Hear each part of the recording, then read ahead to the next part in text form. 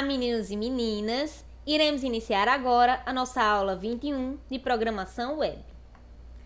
Na última aula, nós iniciamos o nosso estudo através dos tipos de valores CSS e nos aprofundamos sobre este assunto, onde nós vimos valor inicial, valor específico, valor computado, valor usado e valor atual. E vimos também sobre como vincular folhas de estilos a documentos HTML. Hoje, iremos iniciar o nosso estudo através do módulo CSS Basic Box Model. Então, vamos iniciar agora o Box Model, porque as CSS admitem que o layout de um documento, ou seja, sua formatação visual, seja criada a partir de uma árvore de elementos de marcação. Então, para formatar visualmente o layout de um documento, as CSS descrevem como cada elemento e cada string de texto serão dimensionados e posicionados, transformando a árvore do documento em uma árvore de boxes, cujas dimensões, cujo posicionamento e relacionamento com boxes vizinhos dependem de propriedades de cada um dos boxes. Então, nós temos três tipos básicos de boxes, onde são Block Level Boxes, Line Boxes e Inline Level Boxes. Vamos iniciar agora o Block Level Box, que é um box nível de bloco e é gerado por elementos tais como um parágrafo, certo? Temos também o Line Boxes, que são os boxes em linha, tais como aqueles que são gerados por linha de texto. E temos também o Inline Level Box, que é um box nível inline e são boxes tais como aqueles que são gerados pelas palavras em uma linha de texto.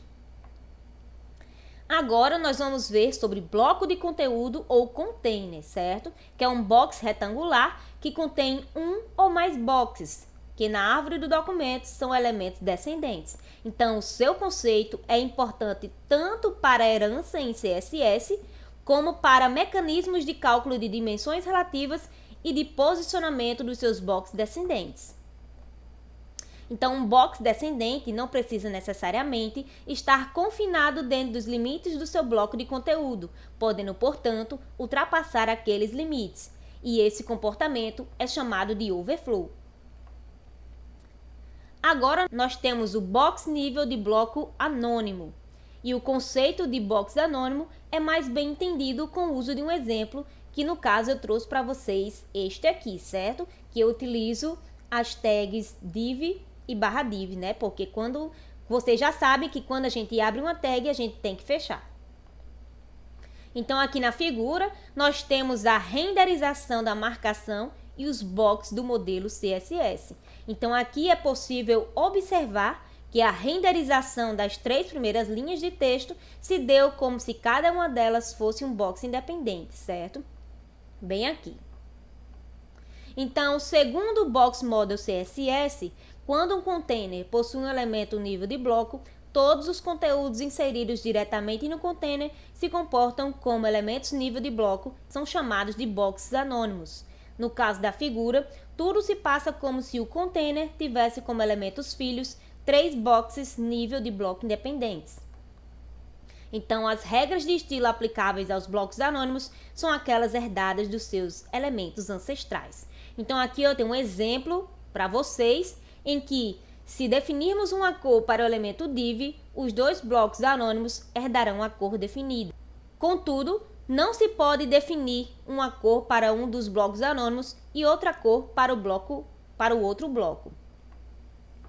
Então, nós temos aqui o box inline anônimo, certo? Onde o conceito podemos observar melhor com o exemplo, certo? Então, aqui é possível observar a renderização das três linhas de texto que se deu em uma única linha.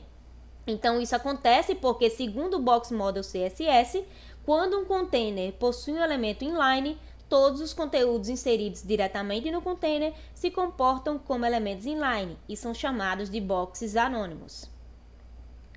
Então, aqui é o exemplo de como seria visualizado através do navegador, que aqui no caso do exemplo é o Firefox, como vocês podem observar, certo? E agora nós vamos estudar o diagrama do Box Model, onde cada um dos elementos da marcação HTML possui propriedades CSS, cujos valores podem ou não estar definidos por padrão pelos mecanismos nativos do navegador e ou ser definidos em regras CSS explicitamente declaradas pelo desenvolvedor.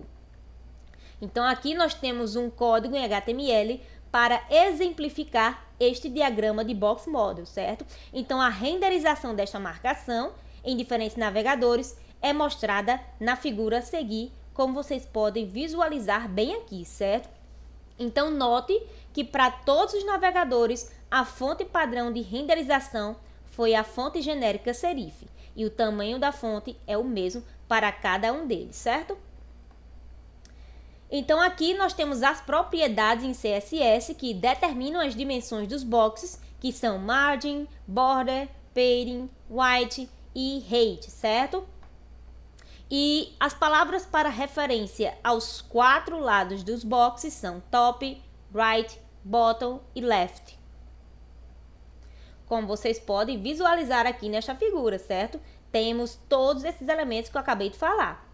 Então, no diagrama mostrado, destacamos 4 áreas em volta de cada um dos 4 lados do box, cada uma das áreas definida por uma das propriedades CSS citadas.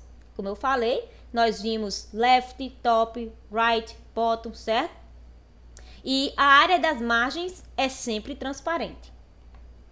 Então, a borda tem sua cor conforme definida em regra CSS para a propriedade border. Se for definida em uma regra CSS para a borda e omitida na regra a cor da borda, ela terá a mesma cor definida para o conteúdo do box. Então aqui nós temos um código em HTML e aqui vamos considerar ainda a seguinte regra de estilo a ser aplicada no elemento H1, certo? Como vocês podem perceber, nós temos todos aqueles elementos em H1, né? Margin, border top, border right. Isso aqui são as dimensões para cada um dos lados, como foi mostrado naquela figura anterior. Então, na figura a seguir, mostramos a renderização da marcação e o diagrama do Box Model correspondente, certo? Como vocês podem observar aqui, este é o exemplo de como o usuário visualizaria no seu navegador, que aqui no caso é o Firefox, certo? Então aqui eu tenho uma atividade para vocês, em que eu quero que vocês me digam quais são os tipos básicos de boxes e quais as propriedades em CSS que determinam as dimensões dos boxes. Então o que nós aprendemos hoje? Hoje nós iniciamos o nosso estudo através do módulo CSS Basic Box Model. E aqui nós temos as referências, por hoje é só e até a próxima aula, turma!